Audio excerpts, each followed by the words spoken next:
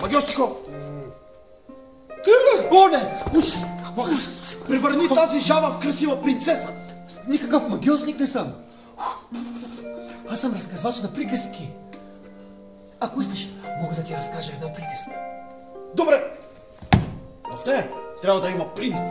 Който всъщност е свинар. Но в приказката ще има и принцеса. А принцът ще бъде влюбен в тази принцеса. А дали принцесата ще заобича принца? Елате и разберете. На 16 декември от 11 часа в Сити Марк Арт Център. А от мен подаръци за всяко дете. Заповядайте на 16 декември от 11 часа да гледате Принцесата и свинарят в Сити Марк Арт Център.